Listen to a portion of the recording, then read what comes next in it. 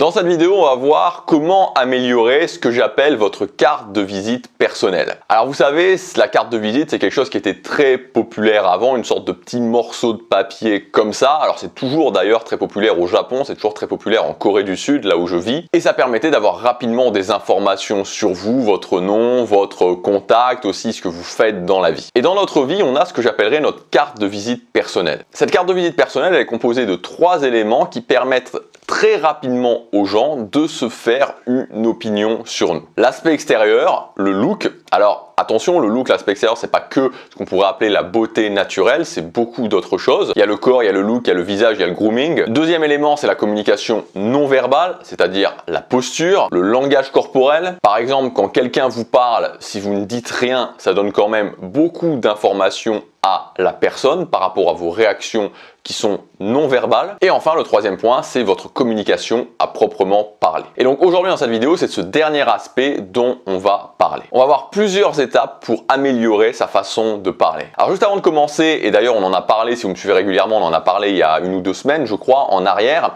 Moi aujourd'hui, ma communication, la façon dont je parle, la façon dont je m'exprime, c'est vraiment la chose sur laquelle je travaille le plus. Pour moi, c'est la compétence la plus importante. Et honnêtement, je dois vous dire que je suis parti de très loin. Si vous me suivez, vous le savez. Et c'est quelque chose que vraiment, d'avoir travaillé sur cette compétence, je ne regrette pas. Je l'avais déjà montré il y a quelques jours, mais c'est assez parlant. C'est l'extrait d'une des premières vidéos que j'ai faites sur YouTube. Je me souviens quand j'ai réservé pour la première fois à Disneyland, c'était il y a 4 ans maintenant, c'était en 2010, en novembre 2010.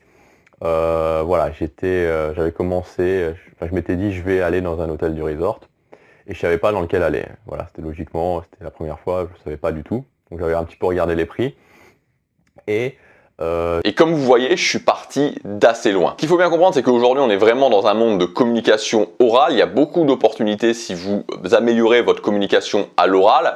Et donc, finalement, développer cette compétence, c'est vraiment un investissement sur soi. Et l'exemple que je donne souvent, et vous pouvez vous en rendre compte, c'est-à-dire que si aujourd'hui, vous vous sentez mal quand vous communiquez, vous vous sentez mal dans votre expression orale, combien il y a de choses, en fait, si vous y pensez réellement, que vous limitez de faire à cause de ça. Et donc la conséquence, c'est que quand j'améliore ma communication à l'oral, quand je suis un meilleur communicant, quand je suis plus à l'aise à l'expression orale, je m'autorise à faire beaucoup plus de choses dans ma vie. Alors on va commencer cette vidéo. Comme c'est une vidéo assez dense avec pas mal de choses, pas mal d'exemples, je vous ai préparé un PDF qui résume tout.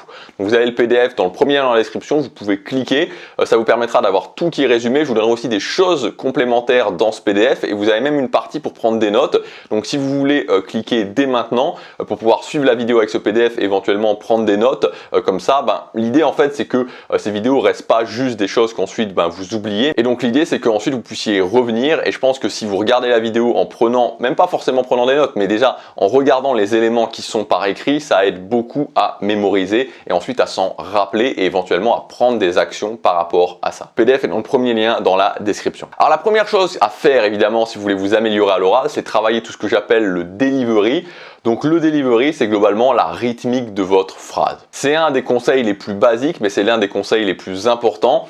C'est-à-dire qu'il faut s'entraîner, c'est de s'entraîner au maximum à parler plus lentement. Alors évidemment, il y a d'autres choses qu'on pourrait dire. On pourrait aussi parler évidemment de l'articulation, mais déjà le fait de ralentir le débit de ces mots, le fait de parler plus lentement, quitte à exagérer au départ, c'est non seulement quelque chose qui va améliorer votre communication à l'oral, et puis c'est aussi quelque chose qui communique beaucoup de valeurs sociales. Parce qu'en fait, plus vous parlez lentement, plus ça subcommunique que vous considérez, c'est vraiment ça, que vous considérez que ce que vous dites est important. Parce que vous êtes très certainement déjà aperçu qu'il y a certaines personnes, on a l'impression quand ils parlent vite, on a l'impression qu'au moment où ils ont la parole, ils parlent très vite pour placer un maximum de choses. Et donc quand je fais ça, ça subcommunique tout simplement que voilà, j'ai envie de placer les choses que j'ai à placer, je pense qu'elles ne sont pas intéressantes et j'essaie de les dire très rapidement. Alors que quand je suis en face d'une personne, ou encore plus en face d'un groupe de personnes, et que je suis capable de parler posément avec un débit lent, en faisant des pauses, ça communique beaucoup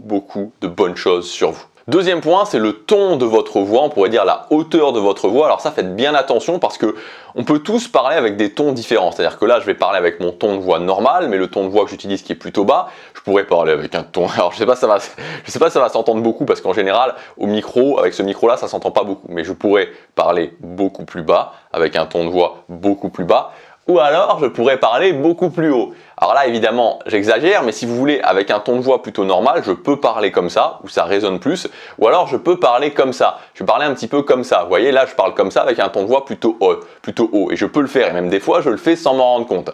Donc, il faut éviter ça, et c'est un conseil qui est particulièrement important pour vous si vous êtes un homme. Alors ça ne veut pas dire que c'est pas intéressant si vous êtes une femme, mais surtout si vous êtes un homme, c'est très important que vous vous entraîniez à parler avec votre voix plutôt basse, parce que ça donnera de la résonance, ça donnera beaucoup plus de puissance à ce que vous dites. Vous pouvez vous en rendre compte, quand on entend quelqu'un parler, c'est assez fou. Mais en fait, quand vous entendez quelqu'un parler, quelqu'un qui parle très haut ou assez haut, c'est tout de suite, mais tout de suite, immédiatement, et vous avez très certainement des exemples que vous avez déjà entendus dans des émissions télé, dans des émissions de divertissement, rien qu'en y pensant, j'ai déjà un exemple qui me vient en tête, c'est forcément directement moins crédible. Donc même si on ne choisit pas notre ton de voix, vous savez, si vous faites du chant, vous savez qu'il y a différentes tessitures, on appelle ça la tessiture, on peut être plus ou moins haut, plus ou moins bas.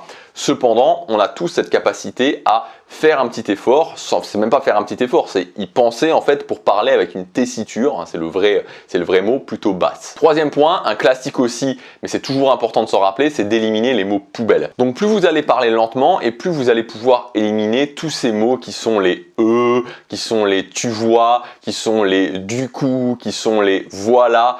Toutes ces choses-là qui viennent parasiter notre discours, c'est pas beau quand on les entend et donc il faut essayer de les éliminer. Donc pour les éliminer, parlez lentement et essayez aussi de faire c'est pas vraiment des sessions, mais plutôt essayer de s'en rendre compte et donc petit à petit de les éliminer. C'est-à-dire que moi, je faisais beaucoup de avant, j'ai essayé de les éliminer. Après, je faisais beaucoup de voilà, j'ai essayé de les éliminer. Et petit à petit, on travaille dessus. Et par exemple, quelque chose que vous pouvez faire pour vous entraîner au niveau de votre communication à l'oral, et c'est quelque chose qui est utile pour les mots poubelles, mais pas que, c'est utile pour le ton de votre voix, c'est utile pour tout ce qu'on va voir en fait dans cette vidéo, c'est de vous enregistrer avec un dictaphone. Donc, vous n'êtes pas obligé de le mettre comme ça parce que c'est un petit peu voyant, ça peut être un petit peu bizarre, mais vous pouvez le mettre dans une poche qui va être par exemple si vous avez, je sais pas moi, si vous avez une veste en jean ou des vestes avec des poches comme ça, et ça vous permettra quand même de vous enregistrer et de voir un petit peu comment vous parlez. Et ça, c'est un très bon exercice que vous pouvez faire au quotidien pour améliorer votre communication. Quatrième point, c'est d'utiliser les mots justes. Donc vous savez, on a un gros avantage en français par rapport à une langue, je pense, il n'y a pas beaucoup besoin d'aller chercher très loin, je pense par exemple par rapport à l'anglais, c'est qu'en français, on a un vocabulaire qui est très riche. On a beaucoup de nuances dans les mots, c'est-à-dire qu'on a beaucoup, par exemple, de synonymes. Vous pouvez dire des choses d'une façon très différente. Et c'est intéressant d'utiliser ça, c'est intéressant d'essayer que quand vous voulez décrire une situation, quand vous voulez mettre un mot sur une émotion, d'être capable d'avoir une certaine richesse dans son vocabulaire pour pouvoir utiliser des mots justes. Donc pour faire ça, je vous encourage tout simplement à lire, et notamment des romans, de fiction pour une fois, hein, c'est rare que je vous conseille de lire des romans de fiction, mais ça va enrichir votre vocabulaire, ça va enrichir votre façon de parler, et donc vous pourrez utiliser des mots plus justes. Quand vous utilisez des mots plus justes, vous pouvez mettre des meilleures émotions sur quand vous parlez à quelqu'un, quand vous essayez de décrire une émotion, votre émotion ou l'émotion d'autres personnes, vous pouvez mieux raconter des histoires parce que vous utilisez des mots plus justes, et aussi c'est quelque chose qui est beaucoup plus agréable. Plus j'ai un vocabulaire riche et plus finalement mon niveau de langage on pourrait dire est élevé, et en général c'est quelque chose qui est assez apprécié. Alors attention, je ne vous dis pas de parler comme un noble du XVIIIe siècle, mais c'est important d'enrichir son vocabulaire, ça fera clairement de vous un meilleur communicant. Cinquième point, et là pour le coup c'est un domaine dont on parle peu, et c'est justement un domaine dans la rhétorique classique dont Cicéron, enfin rhétorique classique, vision Cicéron, dont il parlait, c'est l'idée de vivre ce qu'on dit. Par exemple, dans l'extrait que je vous ai montré, je vais vous mettre un autre extrait d'une vidéo que j'ai publiée il y a quelques années en arrière, une des premières vidéos que j'ai publiées sur YouTube. Et enfin, la dernière astuce, c'est plus une astuce cette fois-ci, c'est de prévoir une journée de plus que ce que vous aviez prévu. Donc voilà, donc basiquement, c'est de se dire, voilà, j'ai prévu de réserver pour une journée, 2 jours, pardon, une nuit. Il y a une chose qui saute aux yeux, en tout cas moi c'est une chose qui me saute aux yeux et c'est quelque chose que beaucoup de personnes me disaient, c'est que c'est sans âme finalement. On n'a pas l'impression C'est-à-dire que c'est même pas qu'on a l'impression que je récite un texte, c'est qu'on a l'impression que c'est très monocorde. Et pourquoi c'est très monocorde? Parce qu'en fait, je ne vis pas ce que je dis. Je ne suis pas en train de vivre ce que je vous dis. Alors que maintenant, c'est quelque chose sur lequel j'ai plus travaillé et ce qui fait principalement la différence, c'est-à-dire qu'entre la vidéo que vous voyez maintenant et la vidéo d'avant, l'extrait d'avant, vous voyez très certainement une différence. Et cette différence est sûrement la différence qui vous choque le plus, qui fait le plus cet effet « wow, il y a une différence entre les deux », c'est cette idée que j'ai travaillé sur le fait de vivre ce que je disais. Je vis beaucoup plus ce que je dis. Et donc, il y a moins cet aspect mou où pour d'autres personnes, ça va se traduire par un aspect récitation de texte. Et si vous faites par exemple des vidéos ou autres et que vous avez beaucoup ça, c'est-à-dire qu'on a l'impression finalement que vous êtes en train de réciter un texte comme ça ou que c'est très mou ce que vous dites, c'est très monocorde, c'est parce qu'il faut passer au niveau supérieur et que vous devez essayer vraiment de vous dire de vivre en fait les choses que vous dites, de les ressentir. Vous voyez, comme s'il y avait un filtre supérieur et que, ok,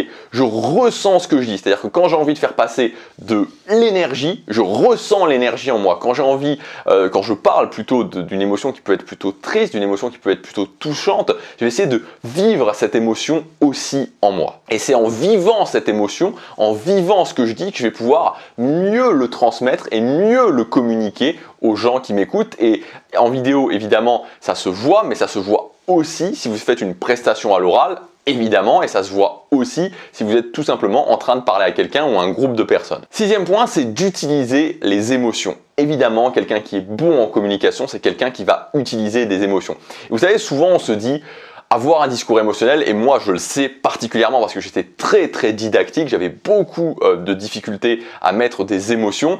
On peut avoir l'impression, si vous avez plutôt un cerveau comme moi, rationnel, qui aimait la structure, etc., que c'est compliqué. Mais en fait, il y a vraiment des choses qui vont vous permettre de le faire simplement. Je vous donne un exemple. Vous pouvez juste utiliser des images quand vous parlez. Donc en fait, quand vous parlez, vous vous entraînez à utiliser des images. Par exemple, la vidéo que j'ai faite hier, j'ai utilisé une image qui était « Si vous placez vos économies sur votre compte courant, c'est comme laisser une glace au soleil pendant l'été. » Et vous vous rendez bien compte que quand je dis juste la chose qui est logique, si vous laissez vos économies sur un compte courant, vos économies vont tout simplement petit à petit disparaître à cause de l'inflation. Ou si je dis en laissant vos économies sur un compte courant, c'est exactement la même chose que si vous laissiez une glace au soleil pendant l'été. Finalement, c'est la même chose, c'est-à-dire que je communique la même chose. Les économies fondent, et c'est ce qui se passe. Mais l'impact sur les gens est différent. Ce bruit que j'ai entendu m'a donné l'impression d'une bombe qui explosait en pleine nuit. Cette méthode est tellement efficace que c'est comme un rouleau compresseur qui écrase tout sur son chemin. J'ai ressenti une sensation qui était très agréable et ça m'a vraiment fait penser à la même chose que tu sais, quand tu passes dans la rue à côté de quelqu'un et que tu sens son parfum et que ce parfum il a une odeur fruitée si agréable, etc., etc., etc. Vous voyez à quel point c'est différent de simplement dire cette méthode est efficace, j'ai ressenti une sensation agréable. Je dis la même chose, c'est la même chose, mais je lui donne de l'impact, je la mets en relief avec une image. Et ça, il faut juste s'entraîner à le faire. Il n'y a pas besoin d'être intelligent, il faut simplement s'entraîner à le faire. Septième point, c'est améliorer votre argumentation. Donc l'argumentation logique, ça fonctionne un petit peu comme les émotions. En fait, améliorer la capacité à avoir un discours émotionnel, c'est des routines, des techniques à connaître que je vais placer dans mon discours. Donc par exemple, au lieu de juste donner un argument et de rien dire derrière, l'argument qui serait 90% des gens arrêtent leur bonne résolution la 3e semaine de janvier, je vais utiliser une formule d'argumentation. Donc par exemple, argument plus preuve plus conséquence. 90% des gens arrêtent leur bonne résolution la 3e semaine de janvier. C'est tellement le cas qu'ils ont même créé un jour spécial dans le monde anglo-saxon qui s'appelle le Blue Monday. Le Blue Monday, c'est le jour le plus triste de l'année.